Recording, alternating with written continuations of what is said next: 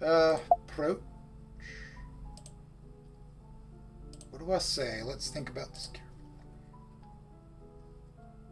Let's get to the point. I need to be aggressive. Why am I doing this anyways? It's not like there have been any signs whatsoever that confronting Trish now won't end up a disaster. In fact, it's quite the opposite. She's given me every reason to ditch her ass. So, why am I here again? Well, let's try to be direct. Yeah, I have no idea what I'm doing here. Obviously I have to do something, it's just... Things are worse now than ever, so I need to be very careful. What exactly do I say to make it better?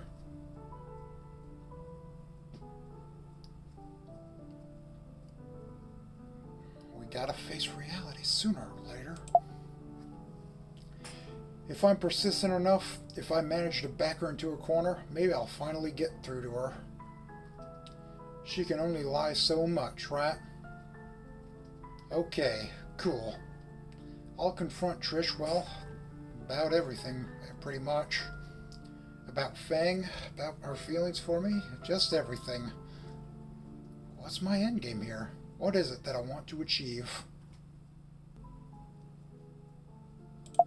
That one, I guess. With determined, deliberately loud steps, I walk up to Trish.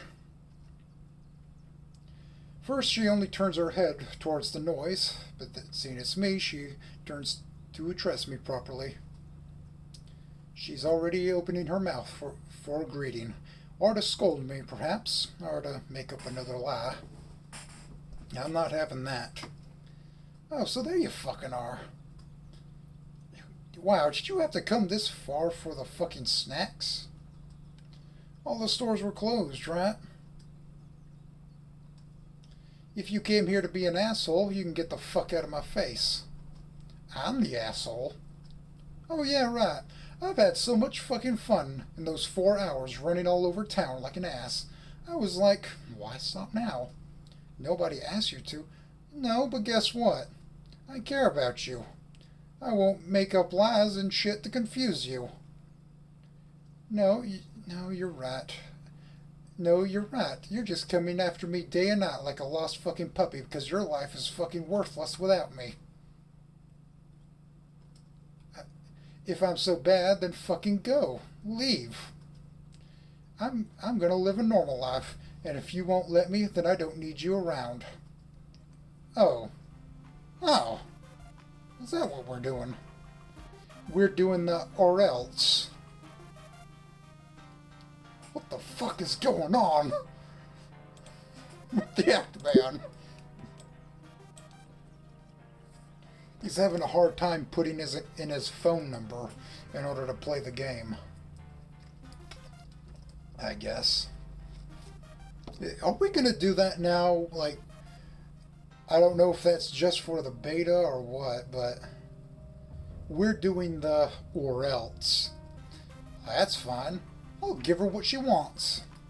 Putting a meteor dodger in her place? Why, I've been training for that only my whole life. Look, I know your tiny, underdeveloped trigger brain can't comprehend concepts like decency, but just try to listen this time.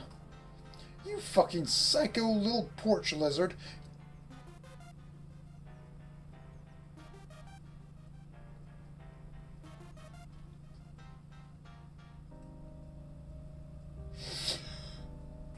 Can do nothing except lie and scheme and lead me on, and that shit stops now.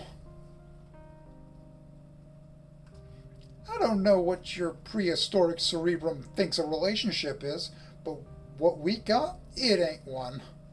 Capiche? Got that? That's sinking in for you. Wrapped your head around the idea.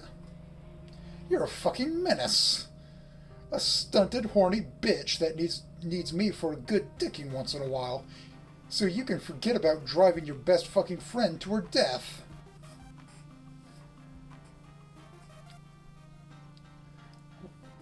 Good people, good times. Right? Take me out for a walk so I can feel appreciated and won't question your shit. That's it. Why don't you go back to Reed, huh? Maybe if you just suck his dick long enough, you'll forget about your stupid ass shit today.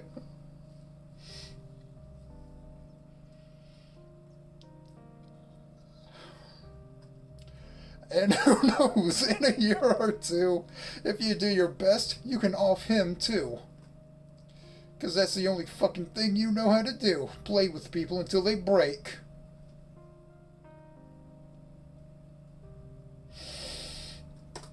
Okay, so you're not gonna ask me out to prom? Ask you out to... Did you not hear a fucking word I said? I'm done. We are done. Go and have your normal life and leave me the fuck out of it. This time she says nothing. In hindsight, maybe I shouldn't have gone this fucking ballistic on her. But fuck it. I'm not gonna be her plaything or accomplice. And maybe, just maybe, she'll finally open her eyes to reality. Sucks that it had to end this way, but it's gonna be the best for both of us. Trish is looking down at her feet now, hiding her face behind her frills. The only sign telling that my words got through to her is the barely perceptible shaking of her shoulders. Is that anger, sorrow, shame, all of the above? I don't stick around long enough to find out.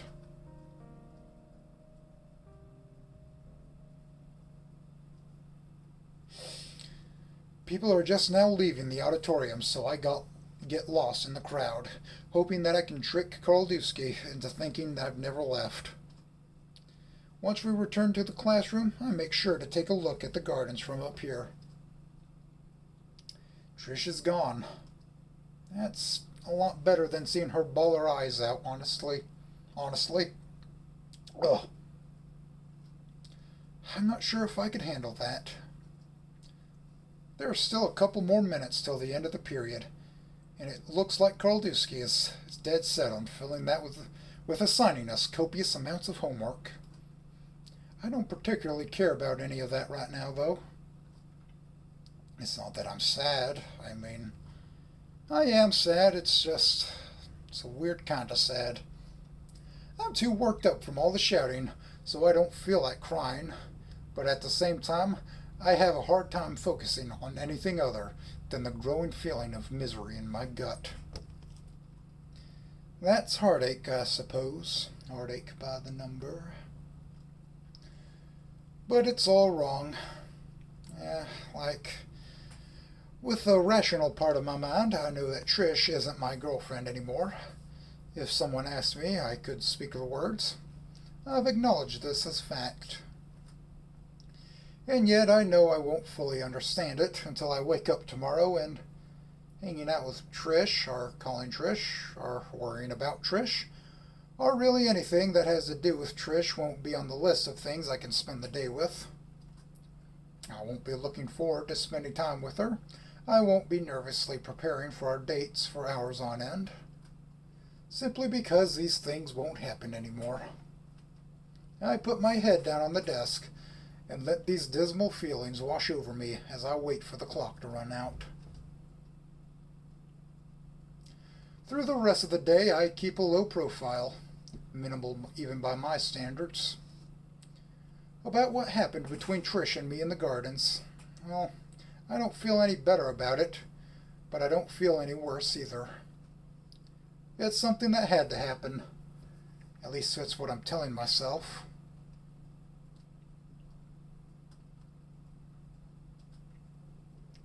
I did my best to be a good boyfriend. I'm damn sure of that now. Hell, even Stella told me so yesterday.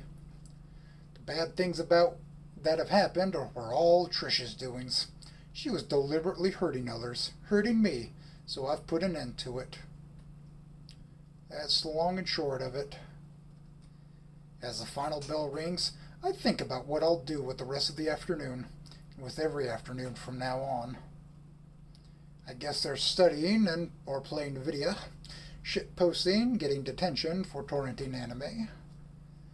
Basically all the things I did before Trish came into my life.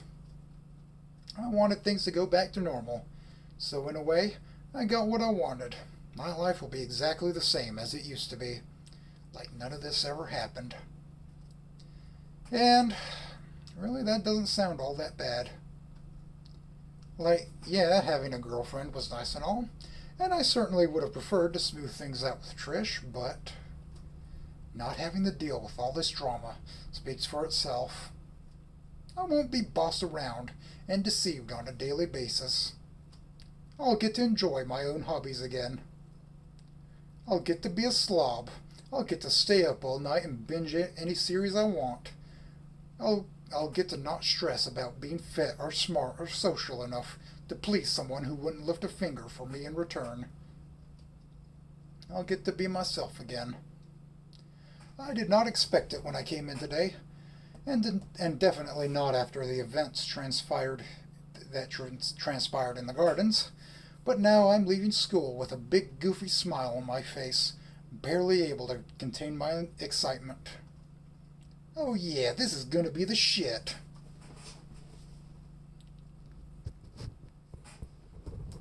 One month later. Well, I certainly got that part right. It was shit. Funny how that works out. Except not in the way that I wanted. The first obstacle came the very same day, namely a pink raptor with a broken leg I forgot back in my apartment. I was actually kind of glad he didn't break his neck trying to climb down the stairs, but the shouting match we had over the Trish situation was absolutely nothing to be glad over. Reed blamed me for abandoning Trish, so I blamed him for running his mouth while knowing fuck all about the situation. Moral of the story is, we aren't on speaking terms anymore. That bummed me out pretty bad, but then I figured maybe this way he could still be Trish's friend, not having to juggle conflicting loyalties between us. That didn't happen. Trish turned her back on pretty much everyone, retreating into her normal world. If I didn't know the story, I could have easily seen her as just another hard-working senior, busy as a bee and focused on her studies. But I did know the story, and it did hurt to see her like that. But then again, it wasn't my problem to deal with, not anymore. Speaking for myself, for a time, everything seemed fine and dandy. It was weird having all this free time again, although it wasn't like I couldn't spend it. Sure, seeing Trish at school always made me sad, but at the end of the day, above all, I was just happy to be free, to live my own life. For the first time in forever, I was going through my backlog at a steady pace, playing all the games I've been postponing, watching all the shows I knew Trish was too pleb to appreciate. I broke the chains. I cast down the whip. It was heaven. But, slowly, things changed. One day inevitably became the next. Even the weeks themselves started meshing together into this gray, mundane mess I felt stuck within. Huh. Really? What's today again? I forget. Some nights I found myself staring up at the ceiling, asking nobody in particular, over and over and over again. What's the point? What does it mean for a minute, or an hour? What does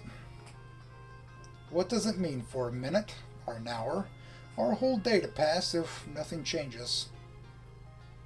Watching one show or the other, playing this game or that, none of it made a difference. None of it mattered. At first I fought the feeling. I'm sure it was just me having difficulties readjusting to the good old day at times. I wanted it to be no more than that. I wanted it very badly. I resented this feeling of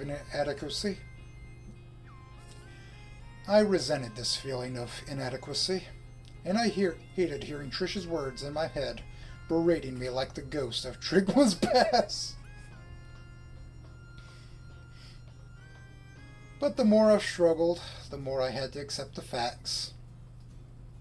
I've got a taste of the real life, the way real people live it. The kind of life that's actually fulfilling. The kind that makes you feel like there's a reason for living it. Now I'm just dick in hand watching life pass me by. The day I realized this broke me hard. Thinking that, knowing that you've resigned yourself to a life of solitude in video games, that you forfeited the prospects of normalcy is very different from what you may think. Once you know that what it was, you gave up. Curse all who still dabble in their blissful ignorance. And I felt cursed too. Too much of a normal to live like I used to, but too much of an artist to be anything more. I wish I didn't know what I've lost. I tried thinking about the future, as if setting a goal would give me something to work towards, something I could use to build up a lie as to why my life sucks. Because, if I could say that, yeah, maybe my life sucks now, but that's just because I haven't really started living, well then maybe I could have soldiered through it. But I couldn't. The fact is, I had no future to look forward to. The lease is going to expire, and then what? I'm off to join the army like my old man wanted. At least with Trish, we've been working towards getting half-decent college education. No matter where I looked, I couldn't leave behind the influence Trish had over me, over however little time we spent together. There were days where I could just barely hold myself back from begging her to take me back. Manipulation and deceit aside, the promise of a normal life felt so tempting. It was also around that time Spears asked me to be the DJ during prom. Now that was something I definitely did not see coming. Me and music. That wasn't a very good combo. Well, that was true for me in any creative thing, but music especially. I could only just keep my head above the water in class, always on the verge of getting a failing grade. So naturally, I've tried to get out of it. I'm busy. It's a family thing. I don't know a lot about computers. It was only when Spears told me the job is usually done by Reed that I caved, feeling like it's my fault he declined it in the first place.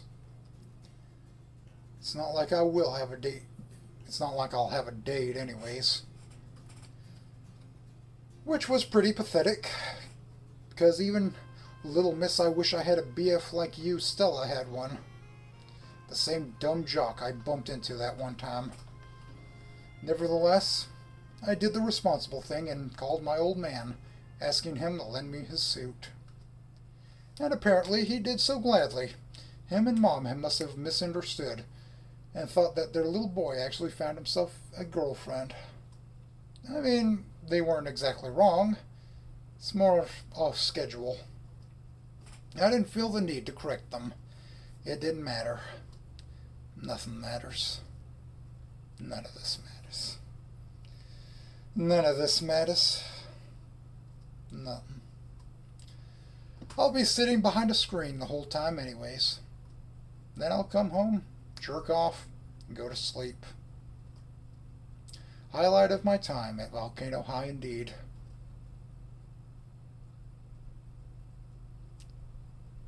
This one here is a master volume switch. It goes up to 5. Don't put it above 3. Then you got your individual volume sliders, but you ain't got to do anything with them. Here's the bass and the pitch. Don't mess around with them either. Simple, isn't it?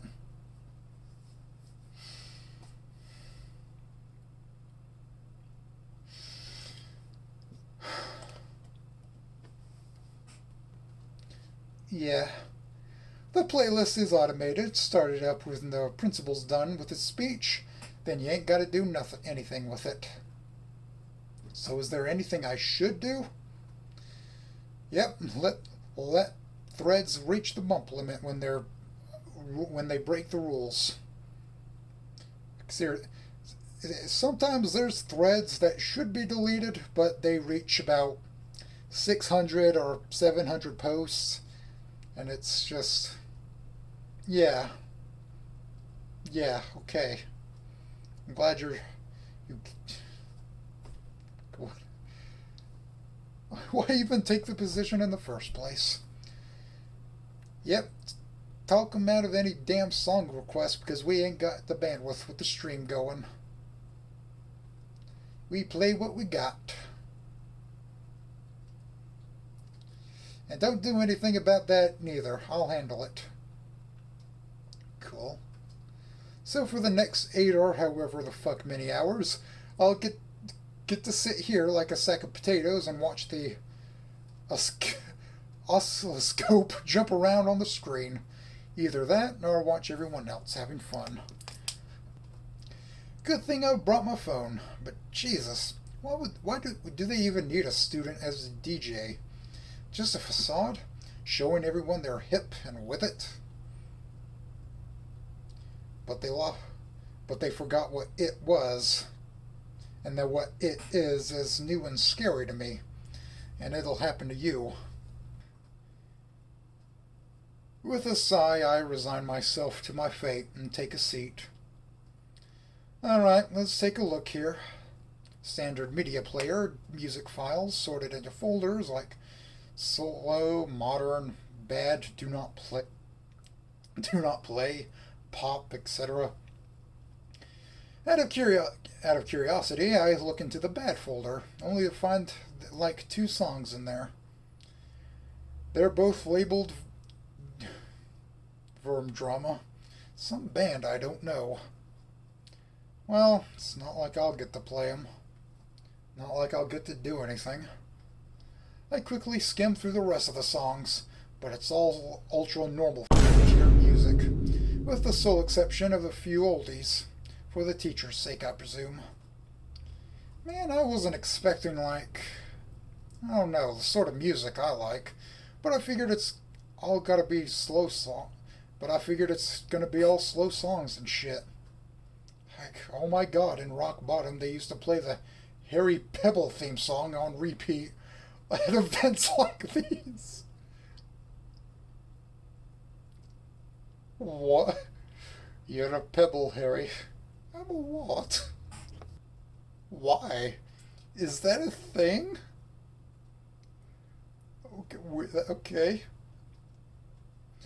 I can't tell which is worse, to be honest.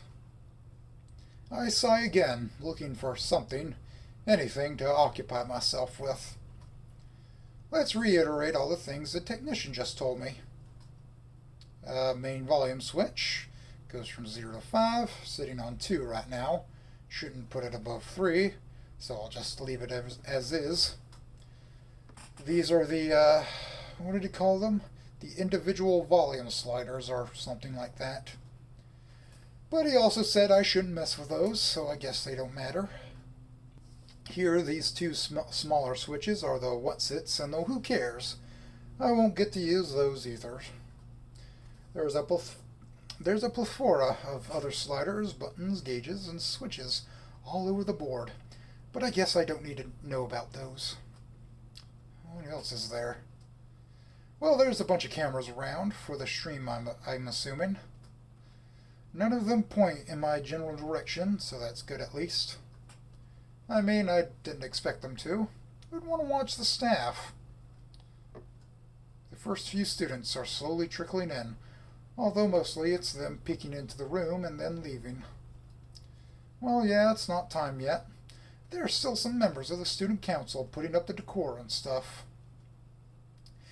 We've got another hour or so before Spears' speech, so it's only afterwards that the actual event will start. Another hour, just fucking kill me. I glance at the technician, hoping he'll have a task for me. but he's already busy reading his newspaper.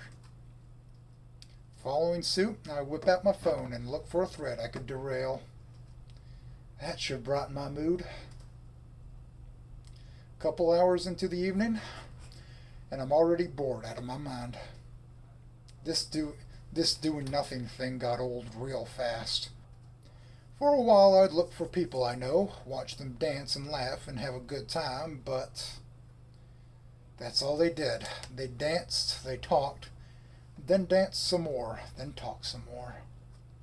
Occasionally they'd make a beeline for the little bars some of the teachers have set up, but that was it.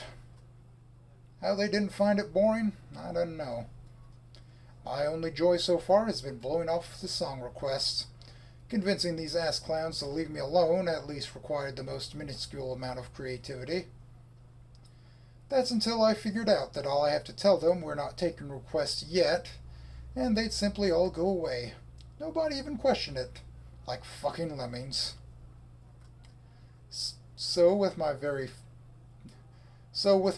last fun factor gone, I turned my full attention to shitposting.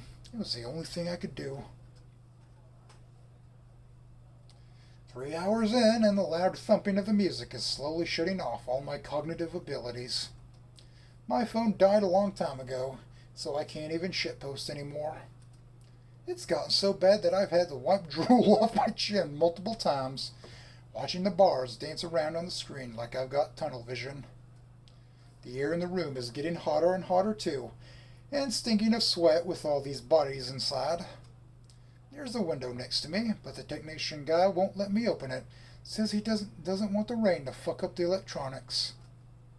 The rain? I mean, come on. Yeah, the forecast did say there was gonna be rain, but it's not raining now. What an asshole. Sadly, everyone else seems to be having the time of their lives. Sadly, everyone else seems to be having the time of their lives too. Far from being inconvenienced, and even further from wanting to go home. Oh, Raptor Jesus, there's still 5 more hours to go.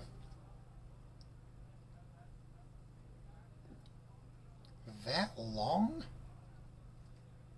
I don't even bother looking at the time anymore. Maybe another hour or two have passed. I don't know. Thankfully, people are starting to leave now. 1 or 2 of them every 10 minutes, like clockwork. Not thankfully, though. More than half of them are still on the floor, dancing and stuff. And it doesn't look like they'll be done anytime soon. It's midnight now. We've officially started the after party, which I didn't even know was a thing until the technician told me about it. He dimmed the lights and shined colorful reflectors over the crowd, to the collective annoying hollering and whooping of those still in the room. Oh, and the music turned a lot worse, too. Please, someone murder me. I don't know how long I've been sitting here by now. It doesn't matter. Why is that a cabbage? Why is it a cabbage, though? I don't know how long I've been sitting here by now, but it doesn't matter. At this point, I'm convinced that the party will go on forever, like the 10th circle of hell, reserved for artists who ditch their girlfriends. I'm splayed out on the chair, on the absolute verge of falling off, turning one of the switches on the technician's boards from min to max in an endless loop. I can't even tell if I'm doing anything. It could just be a placebo. I'd ask the guy, but he fucked off somewhere like half an hour ago. Maybe he's gone home. I mean, who's stopping me from doing the same? But I can't even bring myself to try. What for?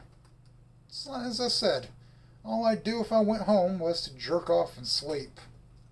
So what does it matter if I'm here or there? Nothing. What was that? That's a reference.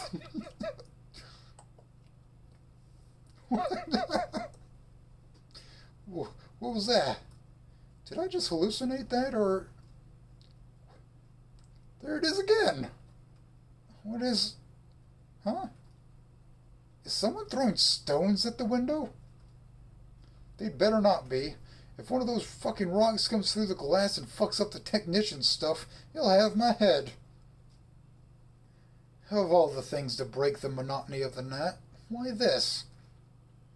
Hey, you assholes better stop, 'cause...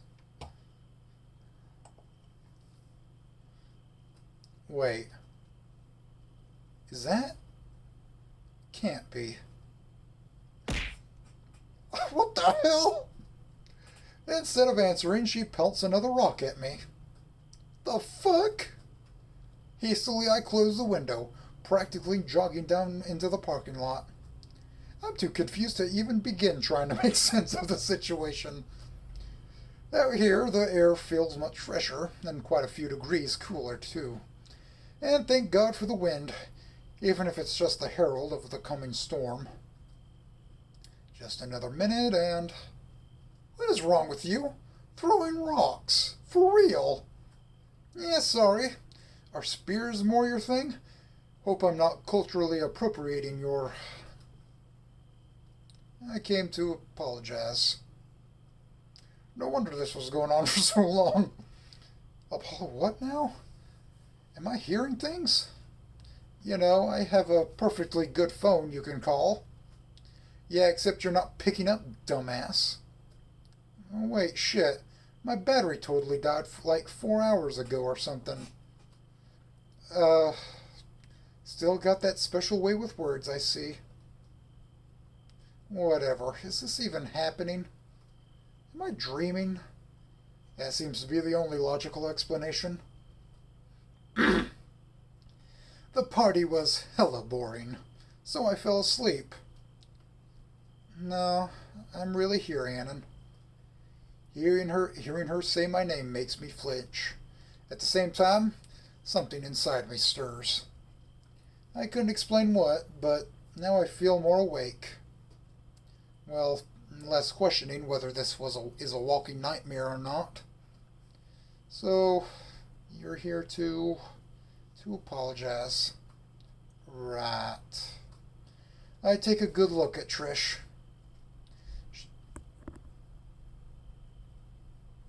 She's dressed up all pretty in this expensive-looking dress, much like the rest of the students.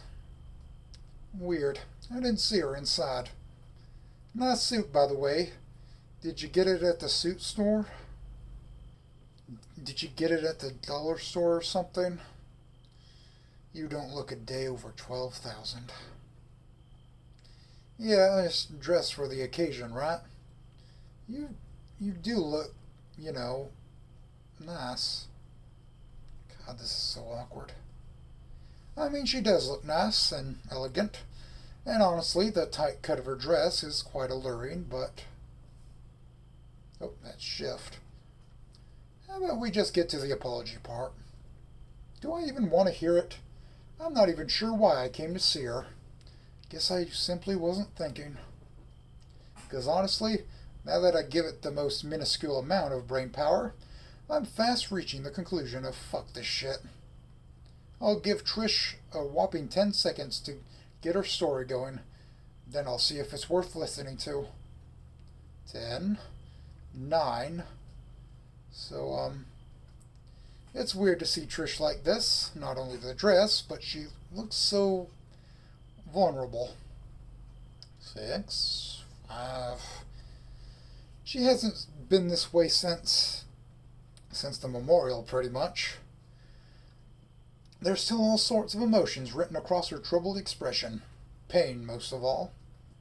3, 2. Her tail is like a pendulum gone wild, swinging from one side to the other. I'm just about ready to turn my back on her again, when she finally gets her shit together. Okay, and oh, fuck! My dress! As if they were waiting for this precise moment, the dark clouds above oust their burden, soaking us both to the bone in a matter of seconds. There's a fucking gnat flying around. Without thinking, we run to the closest shelter we can find, under the lush trees in the garden. Here the rain can barely touch us, only when a stronger gust of wind carries it into our little haven under the leaves. For a while we stay silent, listening to the sounds of the downpour and echoing thunder around us. After a couple more minutes, I notice that Trish is shaking, no doubt freezing her ass off in that short skirt. I know I shouldn't. I know she doesn't deserve it, but I can't stop myself from throwing my jacket over her shoulders. What are you...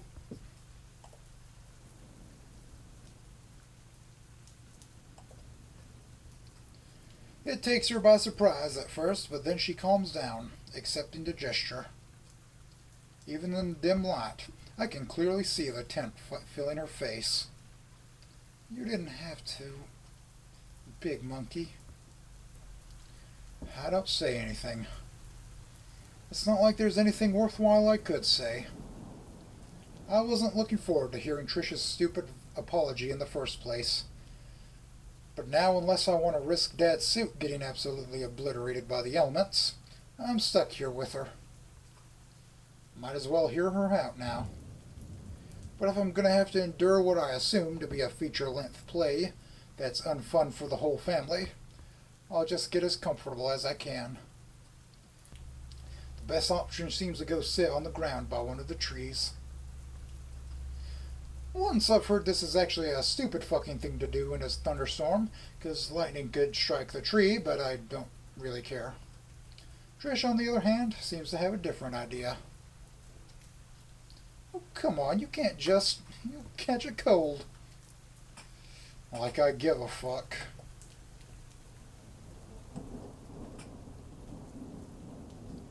I shrug, but she doesn't give me the chance, getting on her knees behind me, so we can share the jacket like a blanket.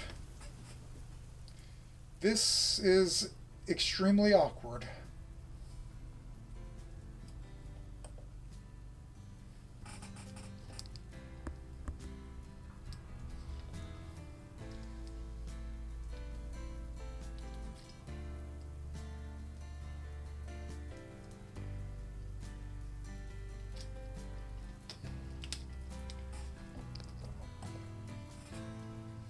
I was apathetic until now, both genuinely and due to becoming mind-numbingly smooth-brained by the party. And yet now I'm sure my face is just as red as Trish's is, heart beating fast like drums. But the warmth of her body feels nice. Touching her feels nice. And if I can stop lying to myself for just a second, well, talking to her, even these half sentences, feels nice. But at the same time, it makes me want to cry. Because I know this isn't real. Yes, I can accept the fact that we're physically here sitting on the ground, cuddling awkwardly, reminiscent of our first time, all those weeks ago. It's just... come tomorrow, it won't matter. Come graduation, and it'll matter even less. We're not a couple anymore. But oh so is my heart aching to be proven wrong. Hannon? Yes? Let's get this over with, okay? Without waiting for my answer, Trish sits up, supporting herself on my chest. So...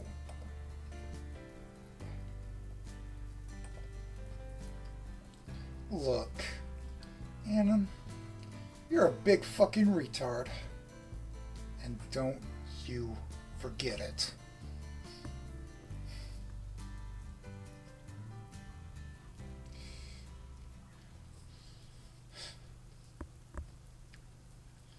Uh-huh. I mean, she's not wrong, but that is how she starts an apology. You're very caring, and you can be clever sometimes, but you're a big fucking retard. Okay, that sounds a little better. And,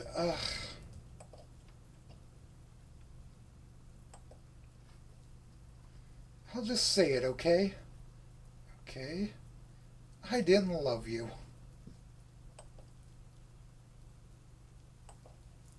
She... What?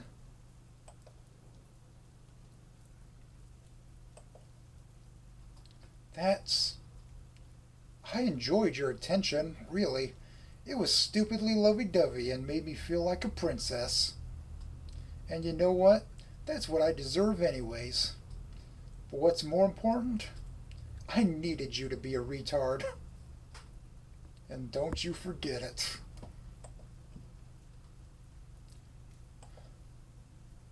A nerd, a spaz, a spurg, an autist, a social reject. Just a total fucking loser all around. Yeah, thanks. Point made. She seems to be part of the I can fix him crowd.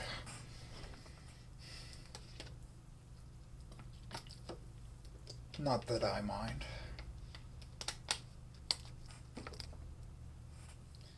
What the fuck is she even going on about? Shouldn't have ended with I didn't love you like I loved you yesterday. I didn't care about any of your nerd shit.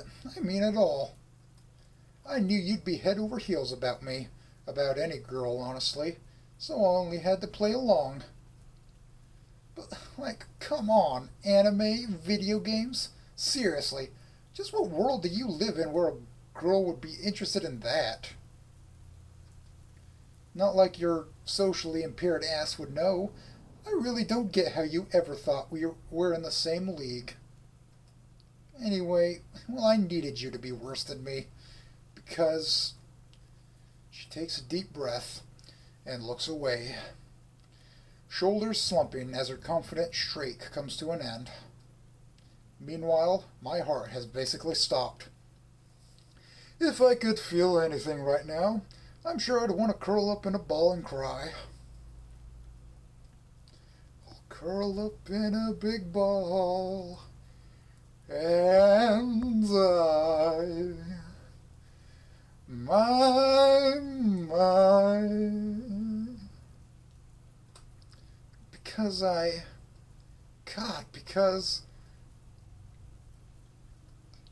because then I didn't kill Fang.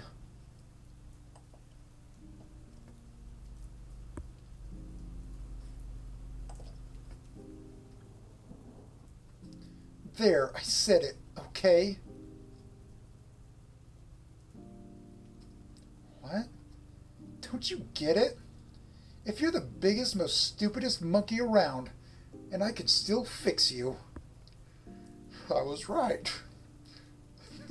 Then Fang...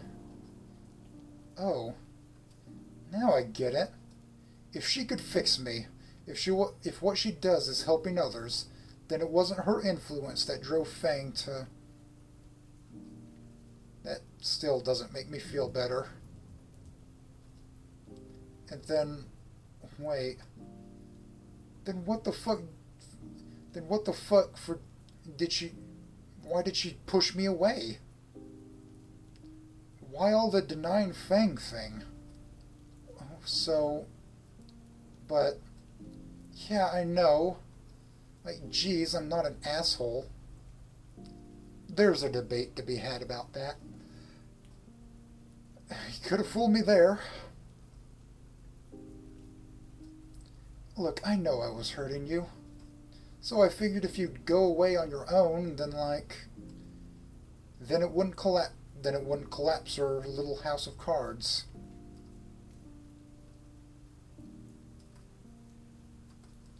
Then she could say she did her best and I'm just a retard who can't appreciate the help. But she didn't kill Fang. Except that still doesn't explain the... But then, why would you? Why did I lie about Fang in front of Reed? Yeah. Again, she needs quite a few seconds to gather her strength to continue. Her face contorts as she fights her emotions, claws digging into my shirt. I can almost hear the poor fabric ripping open. It's because I'm just a big retard too, okay? Huh? I mean, how could I ever fall for your stupid ass? I'm better than you at everything. I should have been the one to fix you, and not... Are you saying that? Yes, you damn stupid spear chucker, skinny, hairless, ain't good for nothing loser. That's all I needed to hear. I fucking fell in love with you. And I know I was hurting you, okay? And it sucked. The more I wanted to be with you, the more I just knew I hurt Fang like I hurt you. So what was I supposed to do? I couldn't prove that I'm not just a big jerk because of you, but if I gave in, then I was a murderer. So in the end, the only way was to... Because if there's no Fang, then I didn't kill her. If I didn't kill her, then I don't need you. And if I don't need you, but I'm still in love with you, then she begins pounding away at my chest with jabs that at first are weak and pathetic, but quickly rise to a ferocious bravado, those tiny fists coming down like meteors with every swing. Stupid skinny, I hate you. Every day I wanted you to tell me about your stupid nerd stuff. Every day I wanted you to tell me that you're proud of me. Every day I wanted you to care about me. And you did. I'm just a dumb trigger. If I'm just a dumb trigger, why do you care about me? Because, baby, we are meant for each other. Why? Why couldn't you just stop? I hate you, I hate you, I hate you. By the end, she's louder than the roaring of the storm around us. Unable to go on anymore, just as I'm equally unable to listen to her. There's not one thing to do. Our wet bodies press together, teeth and bone violently gnashing against each other as our lips meet. I can feel her horn tearing into my skin just above my right eyebrow. But frankly, dear, I don't give a damn. I grab onto Trish for dear life, not knowing, not caring if I'm gripping her waist, or her ass, or some other bit. Frankly, I don't give a damn. Although, to be honest, the plump, fleshy fatness of it is pretty telling that I did just get my hands on her behind. And I'm not letting go. Not for anything on this planet or the next. The kiss, it's a flurry of emotions, but none of them as strong as this newly lit flame inside us, our mutual desire to belong together. Because in the end, we're just a couple of big fucking retards.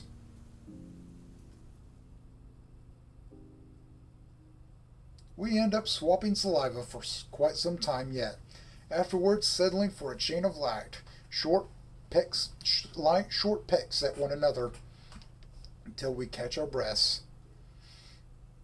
It's only as we separate that I'm made aware just how far Trish's nose horn thing got under my skin, taking a sizable chunk of it with her as she pulls away. Oh my... Oh, God. Oh my... Oh, fuck. I grimace with pain, blood trickling down between my eyes.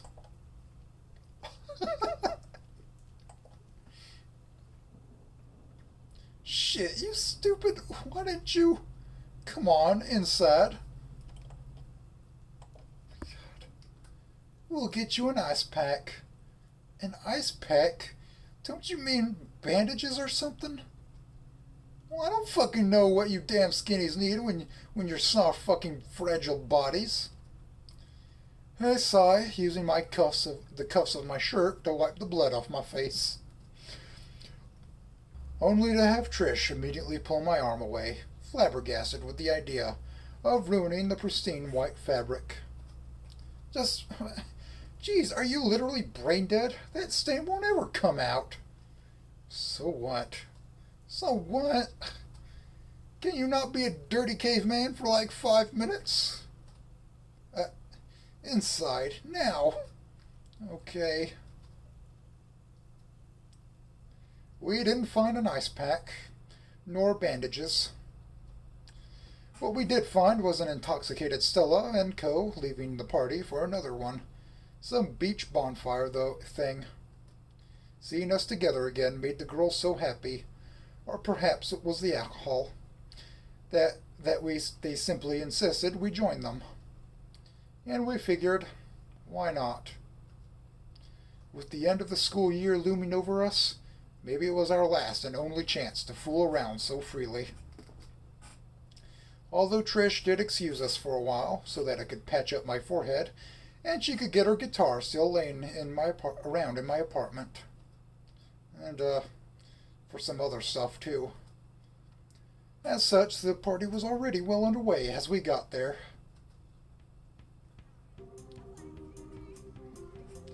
They weren't kidding about the bonfire. It was like a giant pillar of flame that touched the clouds. The storm had pretty much died down by now, barely more than a light drizzle, virtually nothing for a bunch of drunk teens. A bunch of drunk teens, including us, after a while. 'Cause, well, who in their right mind would refuse the mystery bottle that's already gone through half the people here, subsequently adorned with all the combined cooties of the gardening club? Cuties. I'll never understand exactly just what cooties are supposed to be. Like, what are cooties? You know, yeah, nobody. That's just what I was thinking too. It was amazing to see Trish loosen up, finally shed of her defenses. Watching her smile and laugh and joke and play with the others, it made me really happy. The same girl who just weeks ago pushed everyone away, now giving a heated lesson about anime to Stella and Rosa and their respective dates. And everyone else within earshot. I can't wait to introduce her to the wonderful world of fighting games. Did you see that sick kick Ken did? Why is Ken a hobo now? Did he abandon his family? And everyone else within earshot. Based retard. It was great. That's all there is to say about it, to be honest. I think that was the point where I figured something out, too. I wasn't the only one Trish had been lying to. And I don't mean Reed or Stella or Spears or whoever else. No, I mean Trish herself. Because after all, she did care enough to memorize the intricacies to cat ears and maid dresses. I really, really do believe that somewhere deep down, she actually cared. About me, about us. I think she's felt something for me from the very beginning. But she knew she couldn't, and insisted she told herself that it's all part of some plan, a big charade. Because if she really didn't care, well, I suppose I just couldn't see her giving a live presentation on Dino Kuro-chan. In the end, I think what she calls falling for me is simply the breaking point where she could drown out her feelings any longer. I mean, it sounds cheesy as all hell, but you can only ignore love for so long. Whatever. That's enough of the sappy stuff. And so, turning my attention back onto the party and our friends, against all odds, we had a blast. With all of us gathered here, we danced, we played games, went skinny dipping, the whole 9 yards.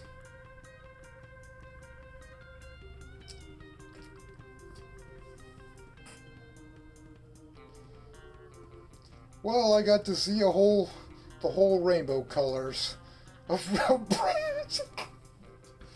it's like a rainbow going off into the water.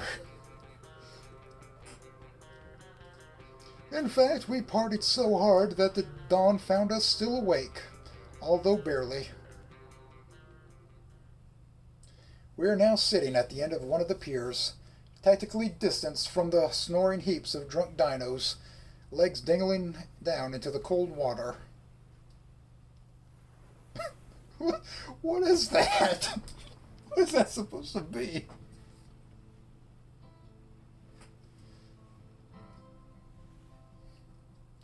I'm way too tired to do anything, really, so I'm just watching the sunrise, listening to Trish humming and gently strumming on her guitar, and to the waves crashing on the rocks below.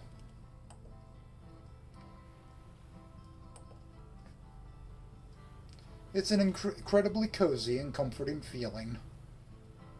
In fact, it's so perfect that I still find it hard to believe. I feel like this is one of those touching moments when I should say something.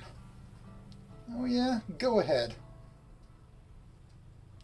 As I think about what to say, once again I notice that unmistakable gray feather on the guitar. Hey, about Fang. I see Trish's body tense up. To her credit, she keeps her calm, though, playing those soft chords like before. Yeah? Look, how do I say this? I don't think that... I just mean, you shouldn't blame yourself. Now that got her attention. Hannon, you should know better than most that I'm not a good person. I grab her hand, looking at her with a more serious expression. Oh, boo-hoo, fuck that. What? You heard me. Look, I didn't know Fang, but I did just spend the last 2 weeks thinking all about the way you treated me. And yeah, it wasn't pleasant. But that didn't make me want to be an asshole to anyone. And it certainly did not fucking make me want to shoot up the school. Right? Yeah, that's nice and all, but you're not Fang. Well, that's my point. What? I mean, it can't be as simple as people that know you get fucked up. Maybe you think you're the center of the universe, but you're not. What was your point supposed to be again? Because now you sound like someone who wants to be thrown into the ocean. Look, it's like, yeah, you can be a total dick. A giant fucking phallus straight off of Moby Dick. And that makes people feel bad. But you didn't tell Fang to kill anyone. If you had the chance, wouldn't you have stopped her? Yeah. But if it wasn't for me, then what? Maybe it would have happened a year later. 2 years. You can't go on blaming yourself for these fucking hypothetical scenarios. You have friends. You have a future. You have 100 good qualities. If you can call anyone a lost cause, that's me. And see how far I've come because of you? It's not just something you made up to feel better about. I really am better. And I have you to thank for that. And nobody else. Look, I'm no shrink, but I think it's, normal to think like that in this situation. It's, Fang meant a lot to you, right? And now she's gone. It's normal to want her back, and to think about how things might have gone differently. And what you're saying makes sense, and believe me, I've gone over this like 1,000 times. I've tried to do good, and it just didn't work. So I should leave it at that, right? Yeah? Yeah. But I'll never, ever be sure if the way I treated Fang was really meant to be good for her. Or if it was all for me. Huh? What if I just used her like I tried to use you? If I said I love you, would you believe me? Look me in the eye and tell me that after all this, you would believe me. And not any, oh, deep down I know she likes me in her own way bullshit. Look me in the eye and tell me I'm not a horrible fucking person. Well, she's got a point there. For me, the whole fang thing came out of nowhere. Even now, I couldn't say why she did it. So maybe it was Trish who fucked her up to the point she just literally snapped. And I was thinking that even if that's true, that was little more than a mistake. She didn't want to hurt Fang. But what if she did? I was sure she's keeping that feather around as a keepsake to remind her of Fang and the friendship they had. But what if it's to remind her of her so-called sins, of what she's done, of who she really is? I'm reminded of what Trish told me right after Fang died, while we were sitting on the sidewalk in front of the school. This wasn't supposed to happen. At the time, I thought she was talking about losing Fang out of the blue like that. But could she have really have meant... Wait, shit. And when I gave her the feather, didn't she say something like, everyone's got shit in their past they'd rather be forgetting? Fuck. When I put it like that, I mean, what if what Trish is saying is true, and she was just leeching off of Fang's goodwill and friendship all these years? Well, I simply don't know what I should think about that. Not like we'll ever know for sure anyway. Whatever drove Fang to do the unspeakable thing she's done, that's a secret she took to her grave, I'm afraid. So at this point, it isn't about me deciding to trust Trish or not. It's about Trish deciding if she can live up to my trust, to anyone's trust. She has to believe that she's capable of being a good person, or there's no point to anything.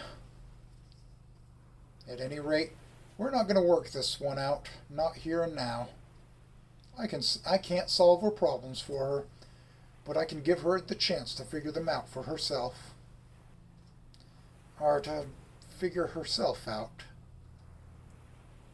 Something along those lines. I'd believe you. I try sounding and looking as reassuring as I can. A hard thing to do when you're basically saying, I won't call you a murderer, but I'll give you a chance to not become one again.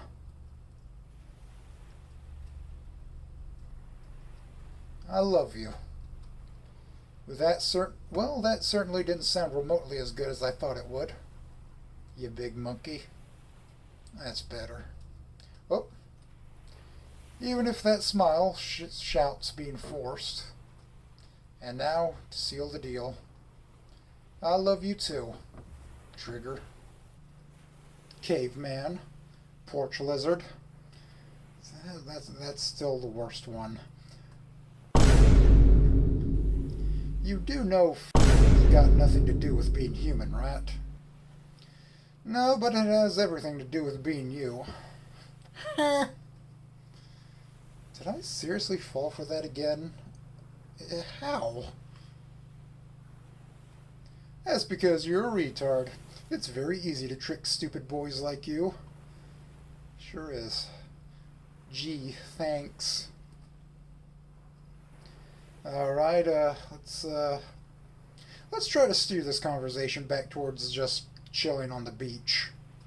I'd rather not get into more sappy stuff just now, and enjoy the moment for what it is. Trish must be thinking along the same lines too, picking her guitar up again.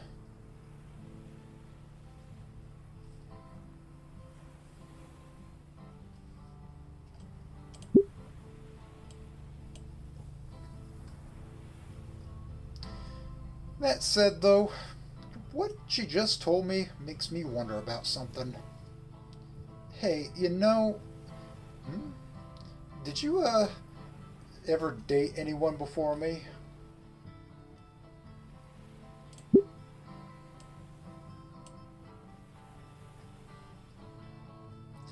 I've never asked. Well, I am a very pretty girl, you know. But I haven't. Not even Reed. What? No, I have not dated Reed. Where'd you get that idea? I don't know. So, why haven't you? I'm not sure. It's kinda like...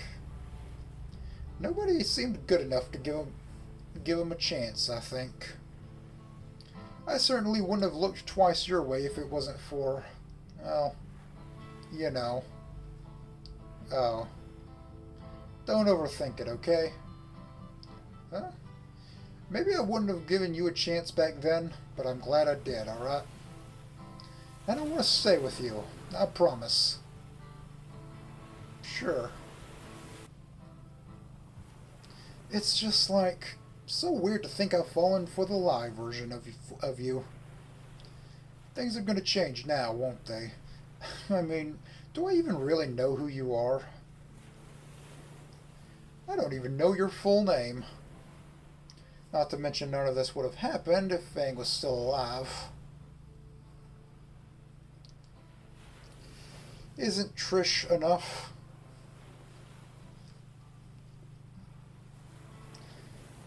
What? You dinos don't have a real name, or... I do have a real name. It's stupid. What? You don't want to know. Well, now I do want to know. Come on, tell me. Promise me you won't laugh. I'll try. I'll do my best. It's Patricia...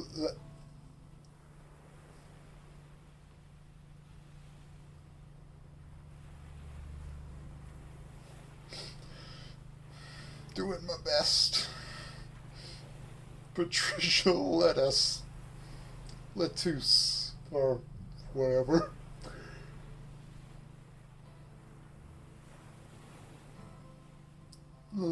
Lettuce. Yeah.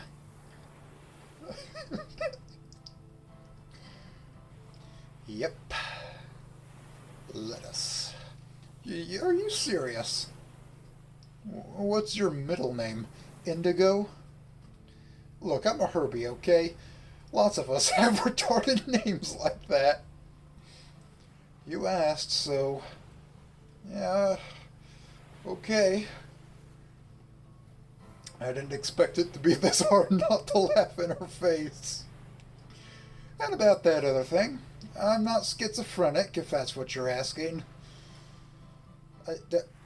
Look, maybe I've been faking stuff, but I was faking myself being your girlfriend. I didn't make up a whole new personality or anything. It's gonna be like, you know, how it was, but better. We're gonna be better, you and me, together. You might be a retard, but you're my retard.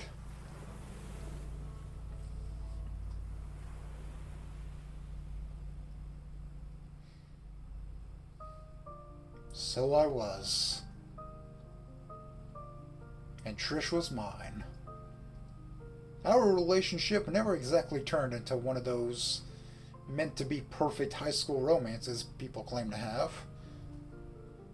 It was like a severely undercooked steak. Tough and messy and hard to get through, making you question why you're sticking with it in the first place. But it lasted. It was strong. I wish I could say we learned to be better, that I fixed her and she fixed me, but I'm just not sure. It's never quite as simple as you'd first think.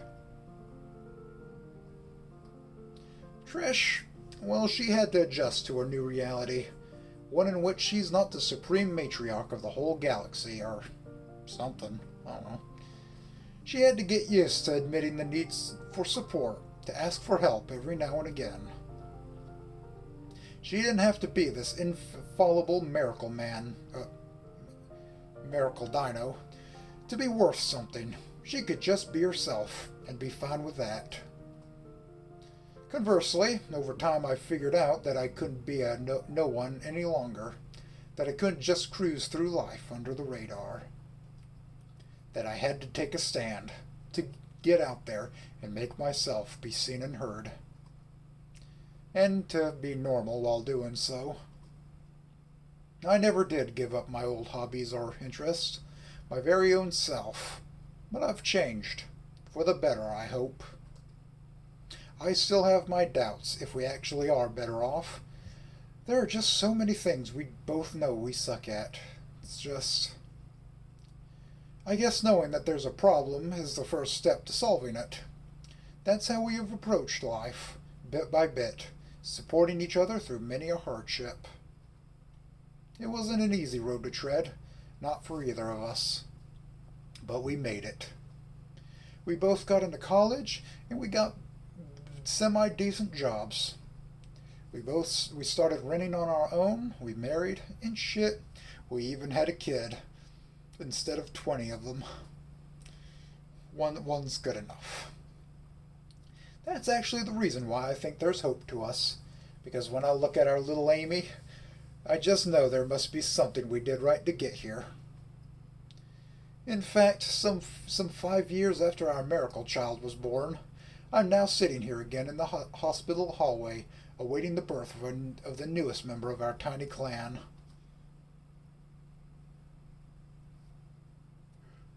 Daddy, we cannot see my little brother.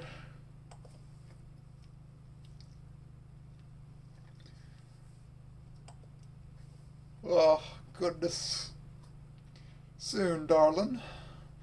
But don't forget, we don't know yet if you're getting a brother or a sister, right? We talked about this. But I want a baby brother. I pat her head, way too nervous to get into this discussion again. In truth, I was terrified. Amy's birth was not without hiccup. The whole process took a lot out of Trish, and it took her weeks to fully recover. The doctors told us it was because of the whole interspecies thing. But I've always felt that that's some bullshit reasoning. Our precious Amy turned out all right. So what's the problem here? Well, not considering her lisp, but I can't imagine that's got anything to do with her being interspecies. Oh, this wait is horrible. I wish I could be in there holding Trish's hand, but someone's got to take care of Amy. I need a distraction. Hey, how about we play a game? Huh? See those two different colored tiles? Do you think you can count how many there are in the hallway? But you can only step on the lighter ones. Immediately, Amy chugs into action, waddling up and down the hallway, counting the tiles on her fingers out loud. She starts having a bit of trouble going over 20, our current upper bound of known numbers, but she manages it, making me feel like just the proudest dad around. Every now and again, she runs back to me to give a status report, and I always make sure to lovingly pat her head in encouragement. I know that technically she shouldn't be running because we're in a hospital, but I figure this is the one occasion she should get a break. In between these moments, I keep glancing at the door, expecting a doctor or nurse to come announce the news any minute now. Just how long could this take? I hope everything is all right. Again, I hear the pitter-patter of Amy's steps closing in, except this time she looks really excited about something. Yeah, Dad, Auntie Swilla's here. And Auntie Rafa, too. Takes me a second to register the meaning of her words. Soon as I stand up through the familiar figures of Stella and Rosa enter my view. Oh. Stella and Rosa. Okay. They're all dressed up for the occasion, too. Gosh, Shannon, we're not late, are we?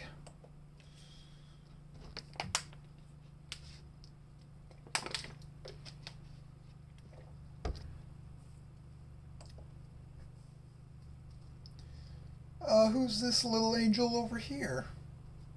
She scoops up the loving spoonful that is my daughter, spinning around with her as they both giggle. They're on very good terms, and I see no problem with that.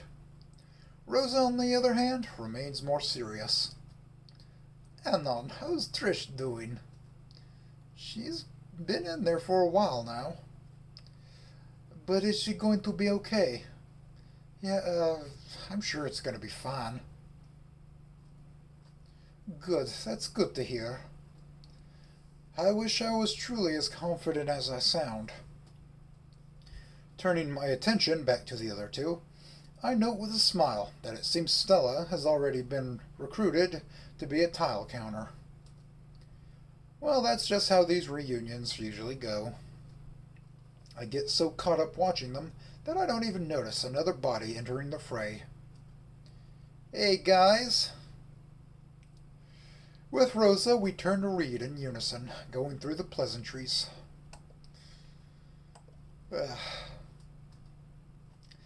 Although I can pay less and less attention to them, eyeing that dreaded door constantly. Anon, you okay? Huh? Yeah, man, you look a little tired. Want us to get you something to eat? Si, a treat. Right as I had to excuse myself out of that non-deserved treatment, I hear the creaking of a door. Oh, fuck, this is it. We all turn to the source of the sound, breath held as the doctor comes to greet us. Even Stella escorts Amy back to us, and immediately she clutches onto my leg as she realizes the seriousness of the situation. Mr. Moose? Yeah. Congratulations. Your wife has just given birth to a very healthy baby boy, and to a very healthy red-cheeked baby girl. What? Twins? It's twins. The doctor nods, shaking my limp hand with a huge smile. My friends all cheer, patting me on the back and all that.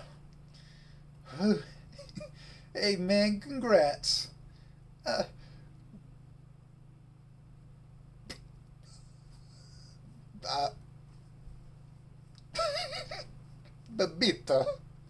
Babitos. In truth, I can barely hear them, only concerned now with one single thing. And my wife? She's tired, but she's all right. Oh, thank you, Raptor Jesus. Can I? Of course, please come see them. Thanks, Dr. Lipschitz. Upon hearing this, I let Amy run ahead, then, supporting myself on the walls, I stumble into the room too. I'm just imagining that scene from the Rugrats movie with the dinosaurs and shit. Have we got a good reading on the EFM?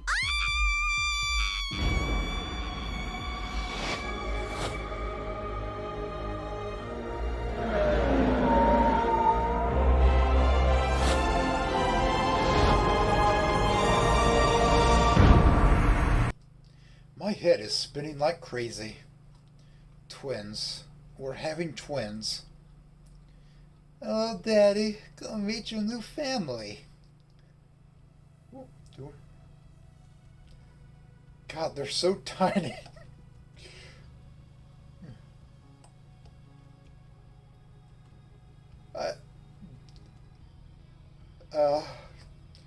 Are you? Yeah, I'm okay. Just took so long. I was afraid. Well, you have your son here to thank for that. That must be even more painful. Oh my God.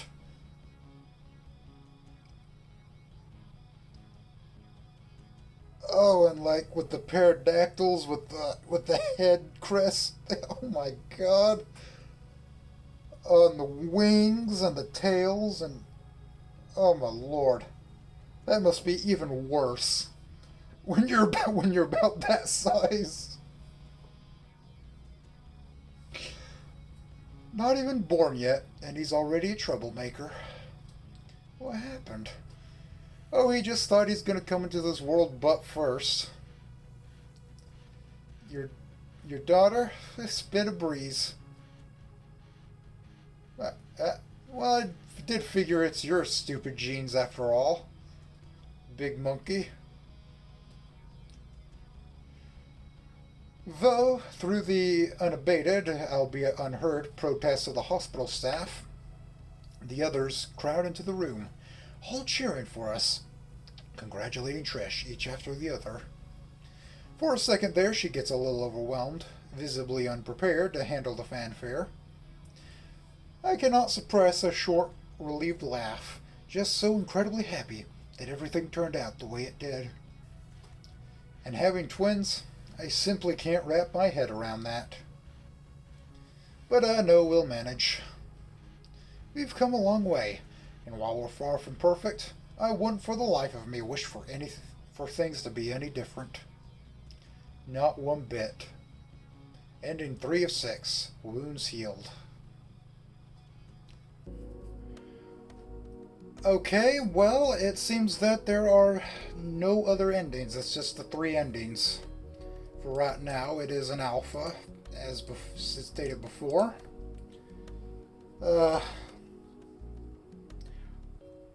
If it ever gets finished, I'll make a bonus video. A short little bonus video for the rest. But now, I'll just do whatever bonus chapter stuff is already completed. Yeah, like Depresso. Oh God, poor guy. Yeah, there's a CG here. Yeah, ending 3 of 6. Wounds and wounds healed.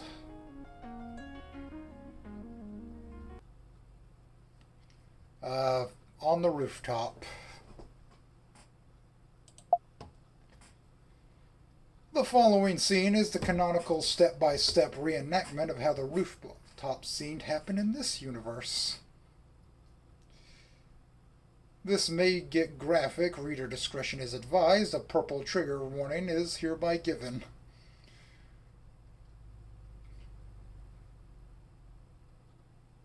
Oh God. We're gonna...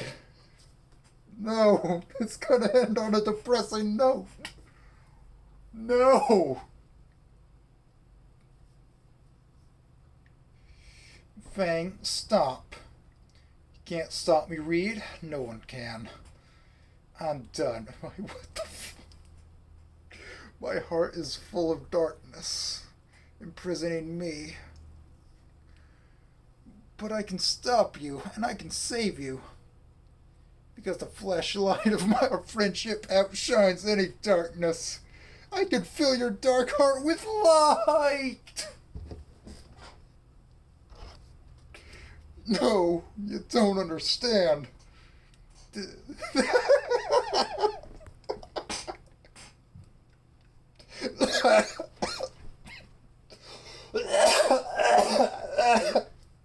This isn't your everyday darkness. This is advanced darkness. This is absolute darkness. Come, Guardian. The Fang you know is gone, and I'm Tusk, the evil Fang. Well, with the power of pure and gay, like the old-timey meaning of the word, innocence and love.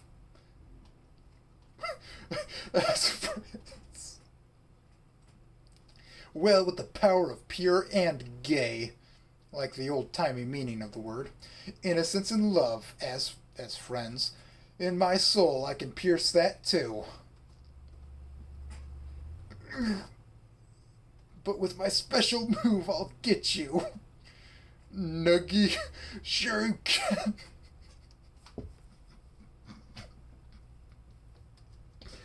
Whoosh, whoosh. You have to try harder than that to get me. Stoner Shield. I'll get you next time.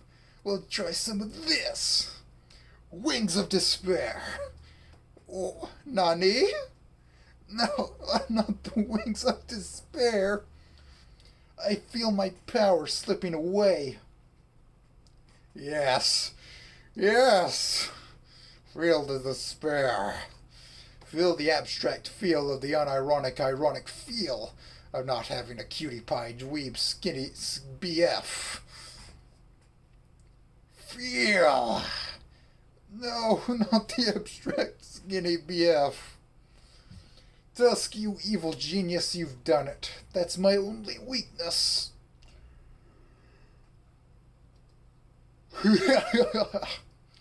I've told you, Gay Reed, you can't stop me.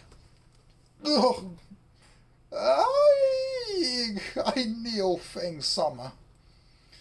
Well, it just so happens I drank the Carf of Hope this morning. We're all going to make it. We're all going to have a skinny BF or punk potato GF or tiny trigger GF or sweet stego GF or alluring ankle GF or stuck-up bitch GF, depending on our faithful hearts respectively. And I'm not gay, by the way. No, this power level is 6 million plus tax. Just sat there and typed this all out. Ugh. But you haven't seen my final trick. I cast gun.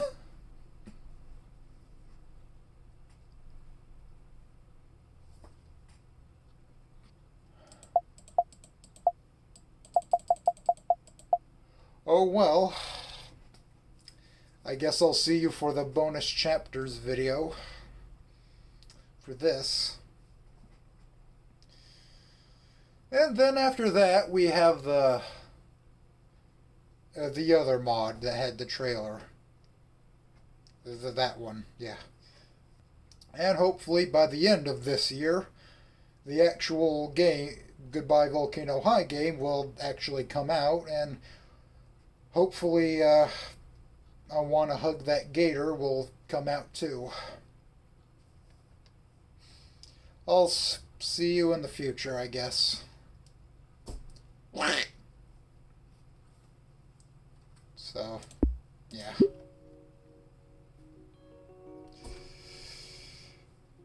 Bye-bye.